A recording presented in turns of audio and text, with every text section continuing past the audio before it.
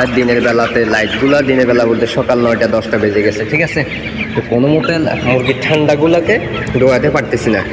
একে একে চারটে বেচের মধ্যে আমার না হলো 1.5 লাখ টাকার উপরে এই পোলট্রি খামারে গেছে। দুই বেচে 50-52 হাজার টাকা। আমার পুরাতন আর একটা খামার আছে, ওইটার মধ্যে গেছে আমার প্রায় 1,20,30,000, মানে টোটাল মিলাইয়া 1.5 লক্ষ টাকার উপরে আমার চলে গেছে। নিজে অসুস্থতা বোধ করতেছি। সকাল এখন 10টা বেজে গেছে, যে প্রচণ্ড কনকনে ঠান্ডা, ঘন কুয়াশা, বাইরে বৃষ্টির মতো পড়তেছে, এটা সত্য প্রভাব চলতেছে।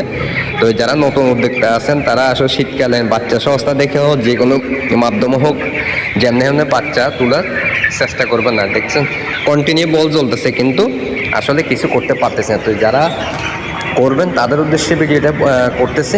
লোভে পড়ে কেউ পোলট্রি খামারের পিছনে তেমন একটা দৌড়াবেন না। নিজের অবস্থা খারাপ, নিজে সুইটার গায়ে দিয়ে আছে, ঠিক আছে, তবুও নিজেকে নিজে কন্ট্রোল করতে পারতেছি না। তো এই হচ্ছে পোলট্রি মানে চিত্রটা। পোলট্রি খামার শুধু করলে হয় না, ঠিক আছে, পোলট্রি খামার ভেবে চিন্তে করাটাই অতি উত্তম। তবে কে কীভাবে শীতকালে খামার করে যায় না, তবে আমার ল্যাংড়া আতর হয়ে গেছে, অনেকে দেখতে আমার কাঠ চিট হয়ে পড়ে যাচ্ছে। তো পোলট্রি খামারটা দেখতে সুন্দর লাগলে কিন্তু অনেক ভেবে চিন্তে করাটাই অতি উত্তম। তো কে কীভাবে করো পোলট্রি খামারটা আসলে জানাবেন। এই অধমের ভিডিওটা কন্টিনিউ করার জন্য কষ্ট করে অসংখ্য ধন্যবাদ। আর আপনারা যদি একটুখানি উপকার আসে, নিজেকে ধন্য মনে